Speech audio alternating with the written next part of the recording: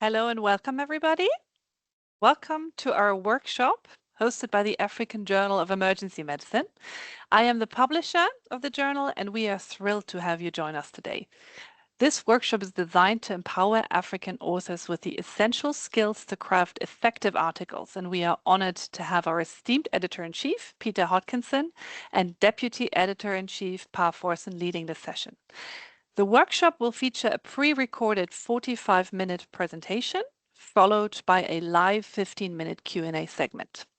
We encourage you to enter your questions throughout the presentations in the Q&A, as the editors will respond to some immediately in writing, while others will be addressed during the live Q&A session at the end.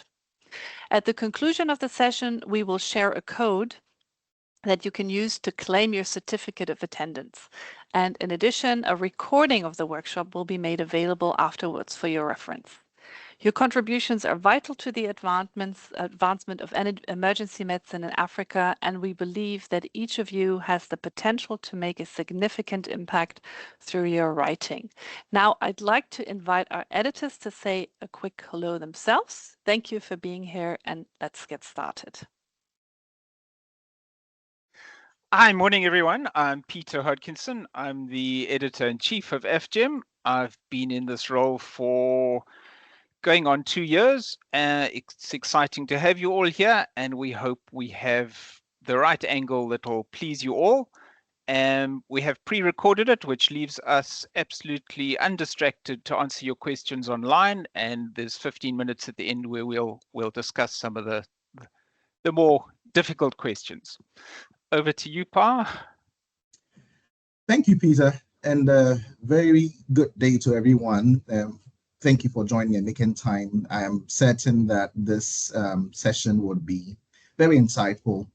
Certainly put your questions in the Q&A section, and as Peter has noted, we would also like to know where you're coming from. And please just enjoy the session. Thank you. Thanks, Pa. You reminded me. Please, if you can just put your name and the country that you're coming from in the chat just to introduce yourselves, that would be great. Okay, thanks, Vanessa.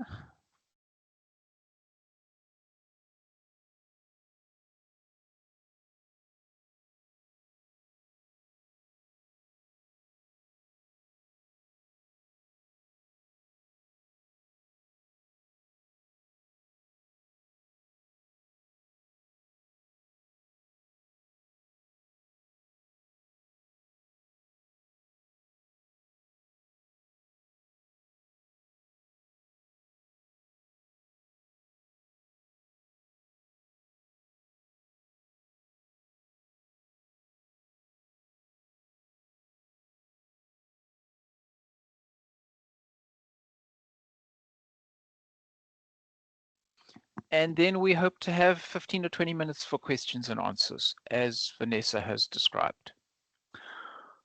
Okay, so I'll kick straight in and tell you something about the African Journal of Emergency Medicine. I've been the editor for the last 2 years, taken over from a predecessor, Stefan Brains. So the journal is the Africa-centered peer-reviewed journal for emergency medicine, and we are particularly aimed at supporting emergency care across the continent. And we're dedicated to support all authors who wish to make an attempt at publication on an African emergency care topic, with the insight that researchers are still developing and there are a lot of first-time authors across the continent. The journal has an impact factor, which is a big step, and I have to credit the previous editor-in-chief for gaining that, which means we're abstracted and indexed on all the big international databases. And something I do need to say up front is that our acceptance rate is 35%, which is about on par with other international journals, but it does mean that 65% of the submissions are rejected. And I'll talk more to you about that. They're largely rejected up front because they aren't emergency care centric, or they aren't from African authors. So you as an African author in emergency care are more likely, much more likely to be accepted. So as I've said, authorship, we strongly strive for an African authorship and co-authorship. And in fact, we aim for at least and usually more of the journal's published authorship to be from African citizens or permanent residents. We used to be quite prescriptive that the authorship on an individual article had to be at least 25% African, but we're now seeing it from an issue of the journal has to have at least 25% African authorship, which gives us a bit of laxity. We are an open access journal, which means that anyone from the public can access our articles freely. But the flip side of that is that there are APCs, article processing charges, and currently this is something like close to $2,000. But what I can tell you is that for the moment is that FGEM currently, if you have an African corresponding author, we waive that APC. So it's absolutely free for you to submit, which is a big thing and a real attraction to submitting to us. Okay, I'm going to run you through quickly some background information. The types of articles that we accept the traditional original article sized paper, which would be limited to 3,000 words, 5 tables, and maximum 50 references. And we also accept what we call an abbreviated paper. And I'm mentioning this specifically because many of our authors who are early authors submit preliminary or smallish studies with small sample sizes. And there we would push you more towards a 1,500 word length limit and 3 tables of figures. Just something to consider if your data is not big enough to support an original article. And then there's various other article types. I won't go into them now. But what I will say is what we don't take is case reports and case series and opinion pieces. So it's quite well detailed in our guidelines for authors what we will take, but I'm going to leave it there. What I will point out to, and both of us will point out repeatedly during this webinar, is that prospective authors really need to spend the time looking at our website, and you'll find a very detailed guideline for authors. There's a lot of information there and it's quite hard to wade through, but you do need to kind of pick out the key pieces that apply for you. As a starting point, I'd highly recommend, as you see there, it says, please click on the link to access the submission template. There is a template for submissions, which is a Word document and has all the headers and the fonts correct and gives you the information you need as you go through it. So please access those and use those, because we see a lot of authors who go on their own design and miss things, miss critical elements. And this is bound to irritate not only the editors, but the reviewers. And kind of if we're sitting on the fence about an article and it's absolutely doesn't stick to our guidelines or our template, it doesn't make us feel positive about it. And you need to get us on your side. Then I'd just like to talk you through the journal process briefly, and this will be obvious to people who have submitted to a journal before, but the first step is the author submission, and that sits with the author, and that's preparing your submission, getting into the right size and shape, and going through the guidelines and the template, as I've said, and then registering and getting onto the editorial manager system.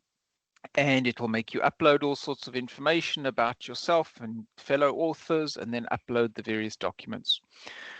When you press submit, that comes through to the editors, and we make a rapid decision on whether this is something we'll consider and whether it's within the scope of the journal.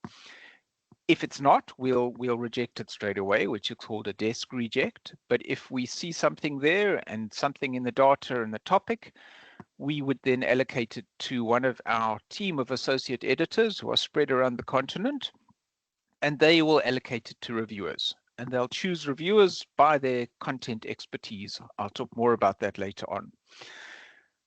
The reviewers will then assess the submission and make their decisions and send that back to the editors, and we together make a decision, and we would generally, unless it's perfect, send it back to the authors for revision. Once it's been back and forth between the editors and the authors, and we agree that we like it, then we accept, and then it goes through to a proofing process, and there they fine-tune it and put it into the shape and size of what will eventually be published as an article. So in a nutshell, that describes the process. I think the other thing you need to understand is just what the outcomes of the process are. So for you as an author, you could get a rejection, which usually occurs early on. And that's when your submission is completely out of scope. It doesn't talk to emergency care, and it doesn't talk to Africa, and is irrelevant, or is of low quality, extremely low quality, that we don't think it can be fixed, or there's concern about the novelty. Then we would reject, and then it's up to you to either find another journal or to completely reframe it and resubmit. Second option is that you could get a reject with an invitation to resubmit. And that's where we assess that there are some serious flaws in your data, your data or your write-up, but we do think there's some merit and there's some interest in the topic, and we're giving you the opportunity to reframe it and quite substantially rewrite it. The next output is probably the commonest, is a major revision. And the majority of submissions to the journal that do eventually get published will start off with a major revision. And this is when we've put it out to reviewers and they've given some constructive criticism and said, these are the issues that you need to fix. And the message is that we likely want this if you can fix it. So we give it back to you and we say, sort these issues out, and then we'll probably take it. Then once you've passed that step, or if you submit something really high quality to start with, there might be minor revisions. And here we're giving you just the opportunity to clarify, fix some formatting and typographical issues. But the message is strongly that this is almost certainly for acceptance. We like it, and just fix the little things. And then finally, when it's cleaned up to everyone's satisfaction, you'll get the message that it's accepted. And we want it, and it's just going through to our proofing team to clean up. So that, in a nutshell, is the process. I'm going to stop there and pass on to Pa, who's going to talk to you about the structure of the article. Thank you very much, Peter. And thank you for joining our audience. I'm going to walk you through how to get your article published. The goal of this presentation is to provide advice, basically, about how to properly structure your article. Right, so what you see is the general structure of a research article. Most journals will have this kind of structure where you have a title, an abstract, keywords, and then you go through the IMRAD, and then acknowledgement, references, and then supporting materials. Again, I would also want to just note that you will have to read the guide for authors on our websites. And as Peter noted, it provides all the information that you would need, and it is best to read this even before you start writing. So let me take you through how you can consider writing your article, or maybe the process of building your article. And so in the sequence of writing an article is not the same as reading it. For most scientific fields, the most efficient way to regard your manuscript is as though you're building a wall. You start with producing your tables and figures, which comes with your captions and legends. Then you move on to describe the methods used, where you want to be a bit detailed to describe exactly how you were able to reproduce the study. And then following your methods would be your results, what you found. And it's good to ensure that you are stating clearly what you found in your study or experiment. And then after that, your discussion around these results. And it's often useful to ensure that in your discussion around the results, you do not go about repeating the results in your discussion. And of course, do not also state things that, or don't make references to things that were never described earlier, either in your methods and or in your results. The conclusion should flow from this fairly easily. Then you write the introduction as to where your work fits into the field of study as a whole. Finally, your title, your abstracts, your keywords then follow. This process of building the article is easier, more logical, and more effective than trying to write an article in the sequence as it is read. A few things to note quickly on this whilst we're here. There are certain characteristics of what may be an effective title. Your title should be attractive. Of course, it should attract the attention of the reader, but of course, it shouldn't be over the top. It should contain the fewest words possible and should adequately describe the content well enough to catch the attention of your readers. And then I'll just hit on the abstracts. The abstract is supposed to be the seller for you, because often when the attention of your readers are piqued with the title, what they would often read is your abstract. So it should be that single paragraph that summarizes the problem, methods, the results, and the conclusion. The abstract acts as an advertisement, as I noted earlier, and often the abstracts are freely available via online searching and indexing. Probably touch briefly on this and further as we move on, when I will talk about how to convert your dissertation into an article. Next slide. So here, I want to just share a few quick tips on how to help with your article when you have written your article. Writing generally is very hard, and finding and sorting out research, going through the preparations with your references, finding appropriate references, and also getting feedback can be a bit laborious, but it should not be a very difficult journey to go through alone. It's always important when it comes to your articles to make use of references or reference managers. What we would want to advise is you could use Mendeley, because it's a free reference manager and an academic social network. You will find a lot of help on Mendeley. It's rather really easy to use, and so this is one of the ways you may be able to freely use the reference manager to do your citations and then also build your reference when you are done with your article.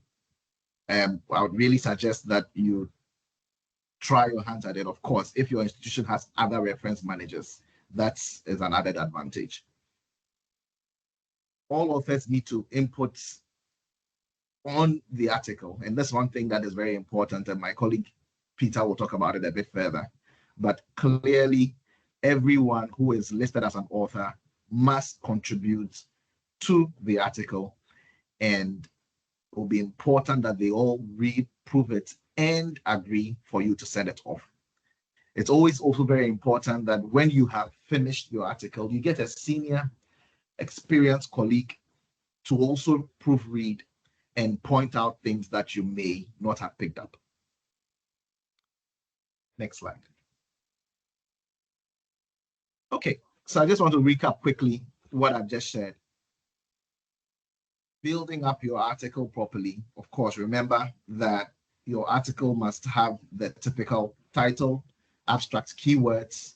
The main text is the IMRAD, which is the introduction, the methods, results, and discussion. Of course, your conclusion would also come up.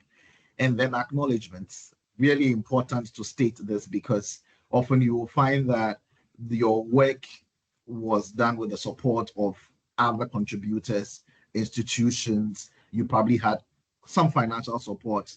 That's where you have to state what role they played in your final article. You want to acknowledge them. Of course, I've also mentioned how you can get help regarding referencing using Mendeley or any other institutional reference manager that you may have. And of course, supporting material section is always important. There you are able to put your additional information and previously published procedures, especially if your article is coming out of a larger study. Your previously published procedures could be there, as well as your secondary data and extra tables.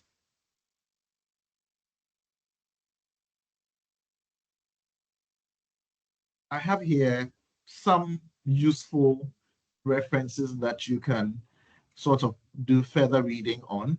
Again, you'll find a lot of information on the Research Academy and other useful resources that really can help you to be able to put together your article and get it ready enough for publishing.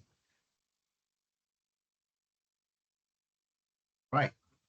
Now we're going to move into publishing your dissertation or thesis. My goal here is to help you to convert your terminal document into a journal article. And really, this process does not have to be as stressful as it appears. Remember one key word: your dissertation or your thesis is not the same as your article, which you seek to publish.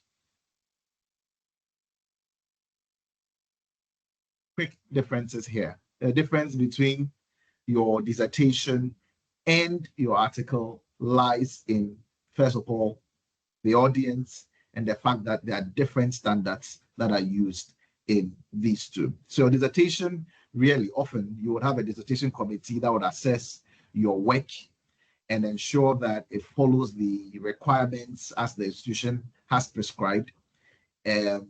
Often when they review and say it is ready, it does not mean it is also ready for publication. Dissertation review certifies the student's capabilities within the context of the discipline and the institution.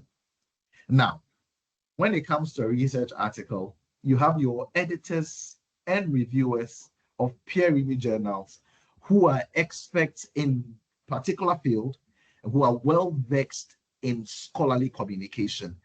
They would be your assessors, for want of a better word, and they would also ensure that your article meets the standards that are prescribed by the journal.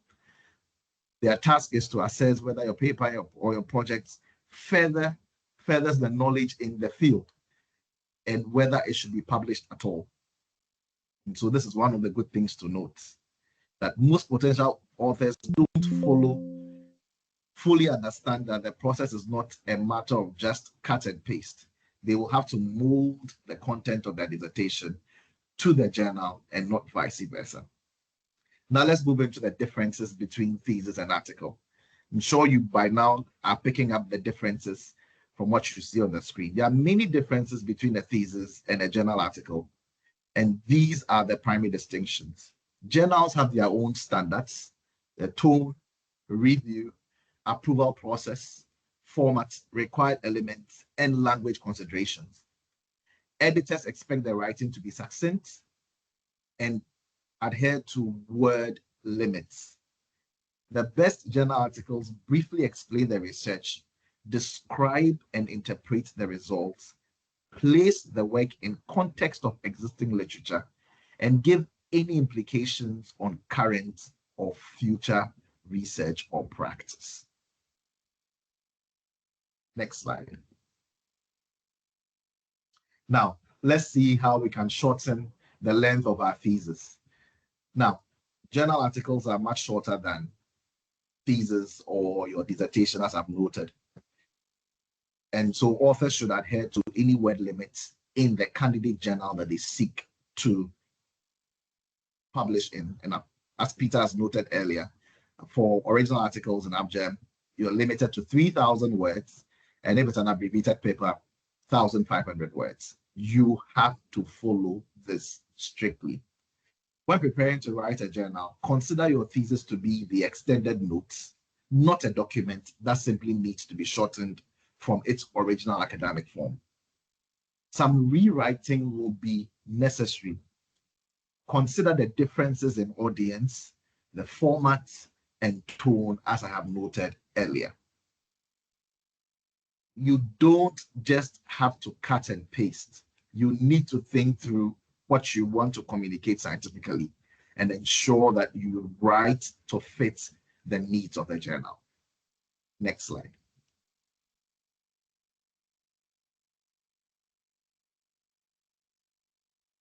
So we'll use the abstract as an example. Remember, here's a real-world example of a thesis introduction that was converted into a journal abstract. So what you have before is the thesis introduction, and then the after is the abstract that has been produced. Be sure to follow journal limits on a number of words in your abstract, and check the guide for authors to see if the journal requires abstracts to follow a specified format. Remember that strong abstracts include a single paragraph summarizing the problem, methods, results, and conclusions. It acts as an advertisement for the article since it is freely available via online searching and indexing sites, as I've noted earlier. Make it as catchy and accurate as possible to have the greatest impact. And make sure to be as brief. Just want to repeat, be as brief as possible. Many authors write the abstract last so that it accurately reflects the content of the paper. I just want to remind you of the building blocks that I showed you some slides earlier. Next slide. So let's see how we can modify the introduction of your thesis into your article. The introduction is used to provide context for manuscripts and convince readers why your work advances a field of study. Be concise in the introduction, but give the reader enough information to understand why this work is important. Cite a couple of original and important works, including review articles, to give the reader a sense of how your work fits into the literature. Make sure you clearly explain the problem you are trying to solve, identify solutions and limitations, and provide a perspective that is consistent with the journal tone and scope. I'll add also that often you will find that our thesis or dissertation communicates many scientific research problems. Often, your article may be limited to one research question or probably two. So ensure that in your writing, you stick to the research question that you have in mind. Next slide. The method section clearly describes how you studied the problem. It is important to be detailed, but not exhaustive. A knowledgeable reader should be able to reproduce the experiment or what you did. Any previously published procedures should not be rewritten in the detail. Those can be in the references, and as I noted earlier, you can actually keep those in your supporting materials section. It is important to make sure that you are not sending us bullets or variable lists. Ensure that it is concise but as detailed as possible. Next slide.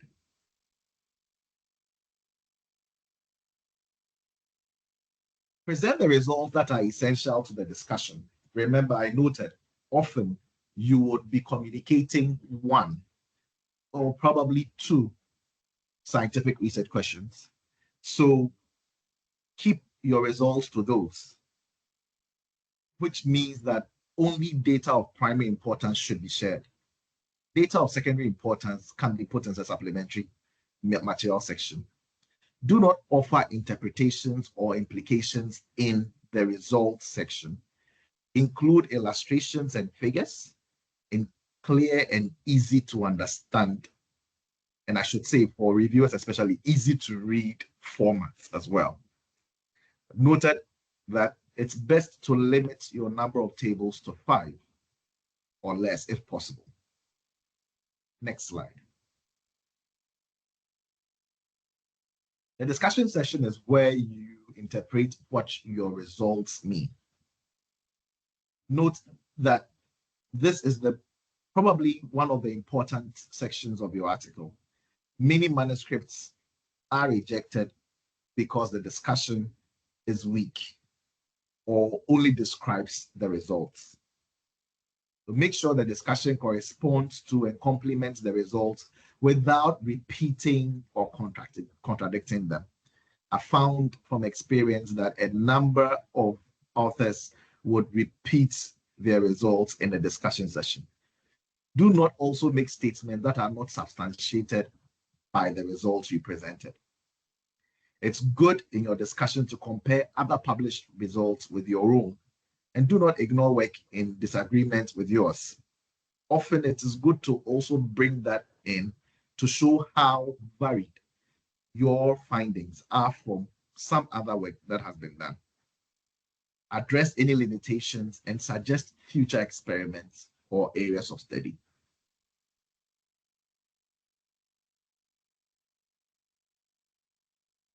When it comes to our referencing, it is good to limit the number of references that you use. Consult your journal's guide. Remember that Peter noted earlier that for original articles for the AppGem, we often would limit you to 50 references. If it's an abbreviated article, 10 references. Be sure to include the most current information available on your subject. Avoid using references that are not directly related to the research or project at hand, and particularly if they are your own work you've done. It's best not to fill your references with your own research work that has been done in the past. Next slide. The Africa relevance section is really important, and because our journal is Africa-centric, we really are keen to find how your research would be of relevance to the African context as far as emergency medicine practice and the provision of emergency care in Africa is concerned. So do take this seriously and ensure that you clearly outline, and it is best to keep this in bullets. 5 to 8 bullets are just fine. Often I found that some authors would write 2 or 3 pages of prose, and that may not be the best in this situation. Keep it to 5 to 8 bullets, and that should just be fine. Next slide. Well, I want to share a few golden rules that will help in your journey to convert your dissertation to an article. Please keep in mind the interest and expertise of the journal readers, and not really your professors or supervisors who supported you through your doctoral work or your thesis that you did whilst you were maybe in a program. Ensure, as Peter has noted, and I'll reiterate it, please read the guidelines for the journal for AppGem. Go onto our website and read the guide for authors closely before you even start writing. It really helps to ensure that you keep within what the preferences of the journal are. Consult an experienced author before submitting to a journal. And often you may find that your professors or faculty may not necessarily have published in the journal of interest. So if you can find someone who can read and provide some advice, that often helps. And when it comes to proofreading, especially if English is not your first language or your dominant language, it's always advisable to also get professional help regarding the language and formatting and proofreading. It ensures that your work and what you are seeking to communicate comes out clear. Next slide.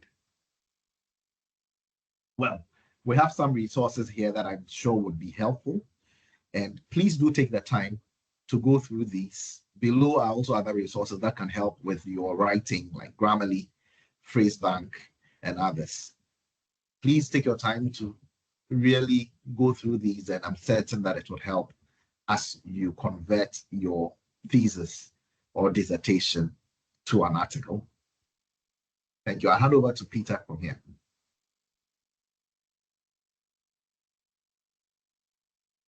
Thanks, Pa. Okay, I'm going to talk to authorship and just mention a few key points which we've picked up as problems, and we hope we can help you from our perspective. So in the medical field, it's unusual to publish alone. We usually work in teams. That applies on the clinical floor too.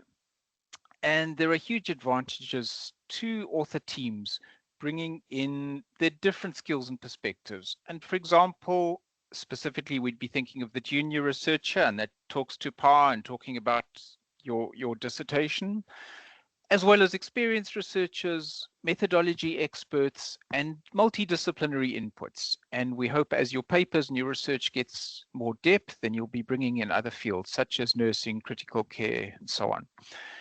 And even multi-site contributors. If you've collected data from different institutions and hospitals and countries, then you'll have authors from all over. But the authorship can be contentious. Remember, as things come to a close, everyone wants their name in print. So you need to plan and carefully consider the right team who deserve authorship. So I'm going to talk about what it means to be an author. So an author's generally considered to be someone who's made substantial intellectual contributions to a published study. But being an author comes with credit, but also with responsibility. And as I've said, the decisions about who will be an author and even of the order of the authors should be made before the startup of the write-up. And there are clear criteria. There are what are called the ICJME criteria, International Committee of Journals of Medical Editors, and you need to familiarize yourself and your authorship team with these criteria, because all the authors need to fulfill all four criteria. It's not or, it's and. So they need to substantially contribute, they need to be involved in the drafting and reviewing, they need to have final approval before you submit, and afterwards they need to be accountable for all aspects. They need to really take responsibility for what you've written and be able to defend it. So I would point you towards those ICJME criteria. Go and read up and share them with your other authors if they're not aware.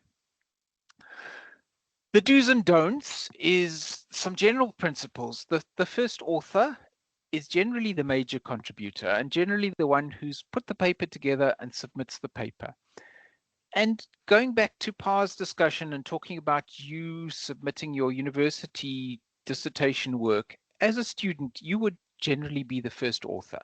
Don't let a senior author who has been involved but not actually put it together grab the first authorship. That should be you as the student.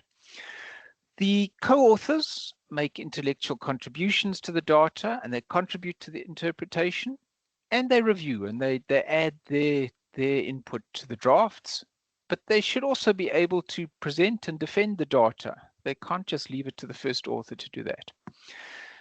Things to avoid is firstly ghost authors, and that's leaving someone out who really did contribute and should be in, and gift authorship. This has historically been a problem, and there used to be an assumption that your head of department, just as a hierarchical courtesy, was included as an authorship. It shouldn't be the case anymore. They need to meet those criteria. They need to have contributed. And you should fight back if someone demands authorship just because of their power relationship. And lastly, to mention duplicate submissions. We've had authors who submit to multiple journals simultaneously. That's not the way it's done. The way the publishing world works is that you choose a journal and you submit to it, and you actually sign when you submit that you haven't submitted anywhere else. And it's a bit tedious sometimes because sometimes we take time, and I'll talk to that, but you need to wait for an outcome from that one journal before you move to another. Or if you change your mind and you think they're taking too long, you have the right to retract your submission and then submit to another journal, but you can't submit to 3 journals at the same time and wait for which one accepts first. I'm briefly going to mention the credit author statement because this is something FGEM has just moved over to just in 2025. We now use the credit, which stands for Contribution Roles Taxonomy Statement. we used to ask for a percentage contribution of each contributor, each author, and we've now moved to this credit statement, which for various reasons we think is fairer and more transparent. And there are a lot of guidelines online. You can Google credit, or you can look it up through the Elsevier link I've given you there.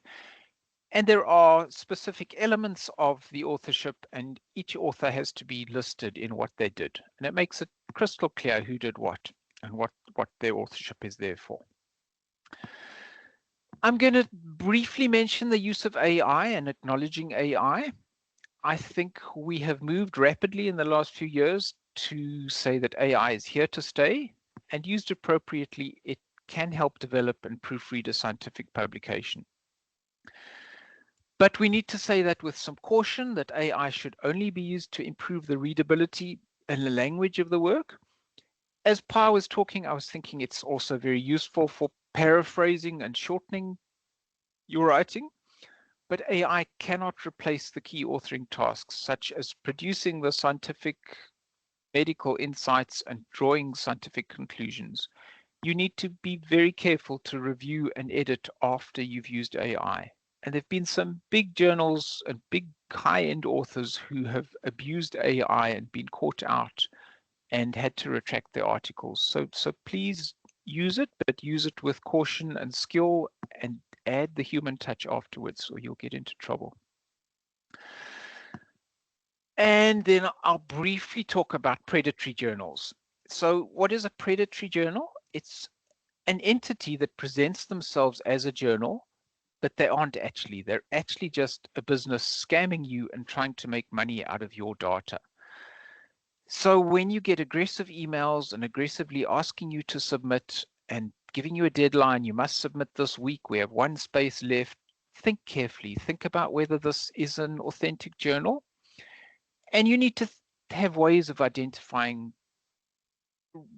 accredited real journals. And that would be either having read work and cited work in an existing journal, or an experienced mentor or colleague who says this is a good journal, or perhaps by a society such as the African Federation, and they support, for example, the African Journal of Emergency Medicine. And there are even websites where you can go and check out a journal, because some of them can be quite convincing, and you can be caught paying money and giving your data to someone, and it's going nowhere. So just think about that, and you'll see once you've first published, you'll rapidly get a string of emails trying to get you to publish with them. Right, so we're coming to the end. We just wanted to give you a few pearls that we've put together from the editorial team. And practical tips. So firstly, questions to answer before submitting the paper. And we've talked about these. We're going to repeat ourselves because we see these problems over and over. Think about the authorship, think about the publishing model, and think about the costs and the APCs, article processing costs. As I've said, some journals will only charge you later. Be aware of that and whether you can afford to publish in that journal. And again, I have to say at this stage that AFGEM is free for African authors to publish in. Be aware of the journal guidelines, make sure you followed them, and please use an experienced author, mentor, researcher to proofread. Even if it's not their topic, find someone, whether they're from zoology or plant genetics, to proofread and just pick up your errors, because you are so embedded in this work, you may not see them. This is a bit of a cry for you to help us and help us in your submission. Finding reviewers can be very difficult for journals at the moment, and we need a minimum of 2 reviewers, often more. It's difficult at the moment. People are busy, particularly in our field. They're overworked. So if you can help us suggest good reviewers, that will speed up the process, because finding reviewers is what takes longest in the publishing process. When you submit your article on AFGEM, there's a space where they'll ask you to suggest reviewers. So just some guidance from us. Good suggestions are authors of prior publications in your topic. And you know who they are better than we do, because you've done the reading on your topic. researchers with an interest or insight to the context, academics, but academics outside your own institution, and think about diversity, people from different countries or professions or contexts who know about either your methodology or your topic. But the people not to use, the poor suggestions, and I'm afraid this is the majority of what we see at the moment, and we tend to actually ignore a lot of the suggested reviewers. Please don't provide people who are colleagues and collaborators, who work with you, work in your university, hospital, or who've published with you before. We won't use them. We're not completely blind to this, and we'll move on and find our own reviewers who can be slow and slow the process down, or they cannot get the topic at all. They can be not the experts we thought they were. So help us, and that will speed things up. Then just a word on the process, coming back to what I said earlier. You need to embrace rejections. All of us experienced researchers and publishers have had rejections. Don't take it personally. It's part of the process, and when you get a rejection, you need to grow, you need to consider another journal or audience and reframe the submission. Try again, don't give up. My own application from my doctorate, I think I submitted to 10 journals and was rejected by 9. So you just need to get a tough skin and keep going. In the same air, be excited about revisions. Revisions mean that the journal wants it. You're one step away from getting published. And as I said earlier, it's almost unknown for any submission to be accepted directly without reviewer input. And that even applies to us as experienced editors. When we submit to a journal, it's seldom that we're accepted straight away. Almost certainly you'll get some revisions, and that's reviewers' input who are constructive and telling you how to make this better and how to make this better with the insight of an expert and a reader. Major revisions will almost certainly go back to the reviewers to ask them if they're happy with what's been fixed, whereas minor revisions we usually just approve within the editorial team. We try and keep the timelines reasonable.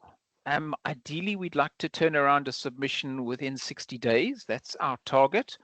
The things that slow us down are struggling with reviewers, not finding the reviewers, and reviewers taking too long. And also authors taking too long to come back with the revisions. So help us and we'll help you. And I'd also at this stage like to suggest that anyone who has published should be thinking about reviewing. You have the skills, you can contribute to the field by being a reviewer. A quick note on checklists. When you submit to FGEM, you will be asked to use a checklist. And I've seen various creative ideas that our authors, especially our first-time authors, have of creating their own checklists. It's not your checklist, it's an existing accepted checklist which you can find on the web, and these are some links. Depending on what kind of study you've done, you'll use a checklist. And the example I'm going to give is the Strobe checklist. So commonly for the sort of descriptive studies that we see commonly in FGEM, you would use the Strobe checklist, and it's really to help you. It's a quick check of these are the elements that should be in your article. Have you got them there?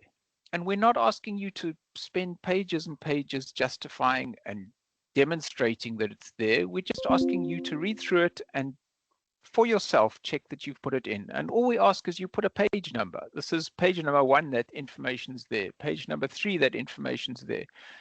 It shouldn't be lengthy. It should take you 1 or 2 pages, and it's a checklist for yourself. It's not something we're going to go through and say, well, you didn't do that. It's to help you. Right, I'm going to stop there.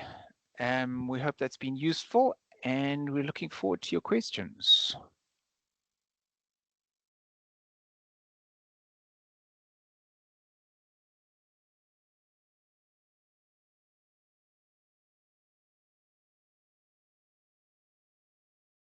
So hi again, for those who joined a bit late, welcome. We hope that was useful, and it will very much be recorded and the link available to you all. I'm Peter Hodkinson, the Editor-in-Chief, and alongside me is Pa, our deputy editor. We've had a couple of questions in the Q&A, but I think most of them answered. Yeah, so in the absence of anything else coming up, something I'd like to mention that we didn't cover was just thinking about which journal to submit to. Obviously, I'm a little bit biased where you should all be submitting, but think carefully about which journal. And you need to think about the readership. Is the readership that you are aiming at an emergency care readers? Are they more a general medical audience, or are they in a specific sphere, for example, educational, critical care, surgery? Because these are some of the dilemmas that we come up against when an article is submitted to us, that it's really not talking to our readership, which is emergency medicine, emergency care. And then think, is it a local or an international audience? Because if your message is just talking to your own country, there are regional and local journals which you might be better suited to. There aren't always, and in which case FGEM is an option. But if there is a more local journal, you might want to think about that. Then you need to think about cost. Publishing in some of the journals can be extremely prohibitory. And I'm going to say it again, it was in the initial part of my talk, but for African authors, publishing in FGEM is free right now. We have a waiver if the African author is living and working in Africa. And I think that's very important for you to consider. If you look at many of the other international journals, you're paying APC's article processing costs of $2,000 and upwards. And finally, think about the access that your readers have to the published author, to the published article. If they have to pay a subscription to be able to read that, it's not going to be open to them. So think about open access, and there are many open access journals, and FGEM is one of them. Once it's published in FGEM, anyone, members of the public without any subscription, can click on that link and get the full article. Yeah, so think about that carefully. Much as I want you to publish in FGEM, if it's not appropriate, then go somewhere else first. Hand over to Pa while I'm looking at some of the recent questions. Right, thank you, Peter. Yes, so just as you noted, I probably would add on to what you said. I've seen a few questions. I noticed that Jared asked about whether the tips that we shared apply to abbreviated articles. Yes, they do. And really, remember that when it comes to abbreviated articles, you are looking at a rather short version. Sometimes you probably have done some large study, or so you are a part of your study, and then you have some initial findings you want to share. And so the same tips apply, but just note that you are limited to just 1,500 words. And I also noted that Kwame, and maybe Peter, you can add on here, asked about whether we publish case series or case reports. Peter noted this clearly. No, we don't. But I'm sure Peter will probably provide some further insights. And also want to say that regarding your dissertation, remember, and I think that one colleague also has asked this question, how many articles can be published from the thesis or dissertation? Well, it depends on the number of research questions that your thesis answered and how you are able to communicate your findings from a particular research question. I must also note that our reviewers and editors are really quite keen on doing review, and so we do a very thorough job. And so one of the things we do not want to encourage is salami slicing, where you try to give us various versions of the same story in different formats. and want them published just to increase your publication. And so it should be a clear scientific communication, something that you have results, clear primary data for, and then you are able to discuss it scientifically. That will go through thorough review, and certainly if it passes, it will.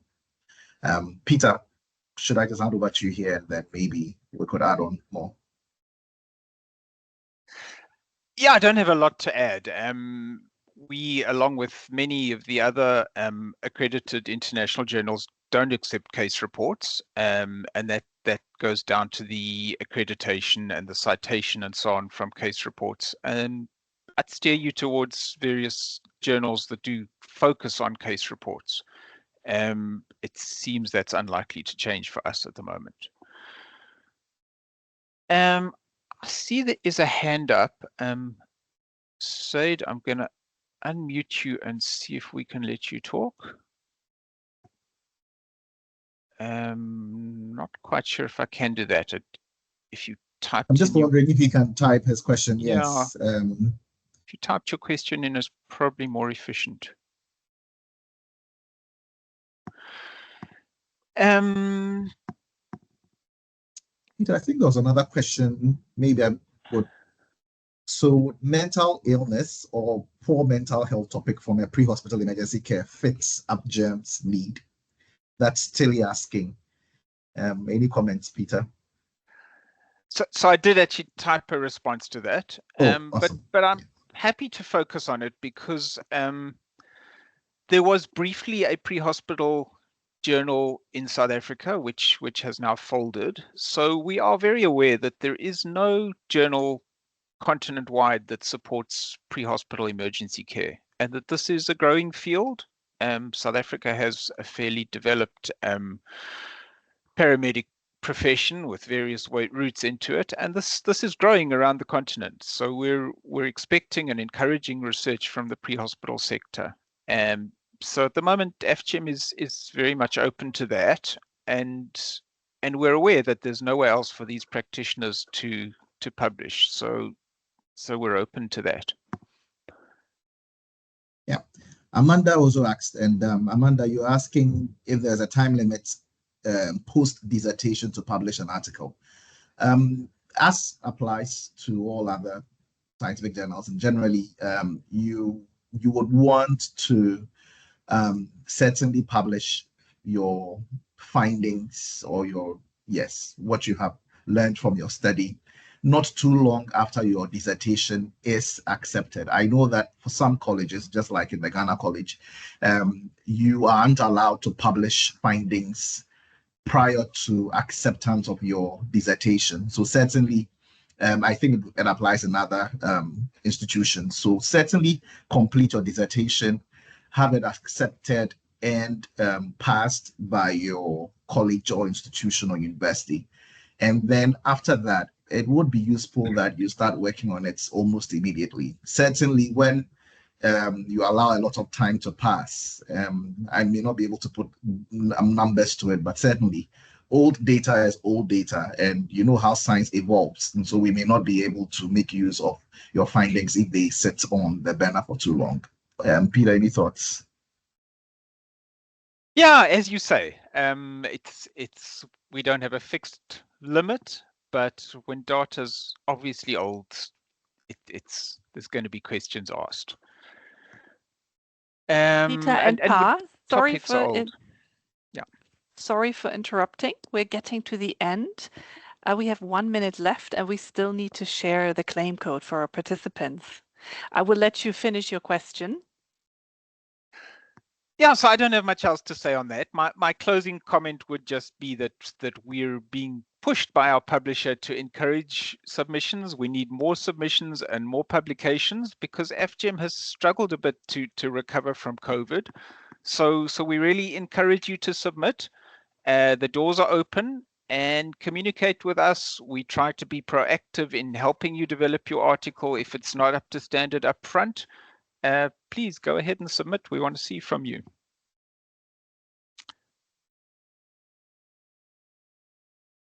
And this is your claim code. You can either go to the URL as shown here or use your phone on the QR code. And then you have to enter this claim code ASPEBZ in order to get your certificate of participation.